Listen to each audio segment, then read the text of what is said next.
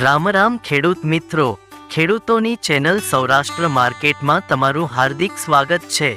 આપણે આ વિડીયોમાં જાણીશું બોટાદ માર્કેટ યાર્ડના ભાવ, પણ તે પહેલા જો તમે ચેનલમાં નવા છો તો નીચે આપેલ સબસ્ક્રાઇબ બટન પ્રેસ કરી ચેનલને સબસ્ક્રાઇબ કરો અને બેલ આઇકનને ઓન કરી દો જેથી કરીને દરરોજના તાજા ભાવ તમે સૌપ્રથમ જાણી શકો।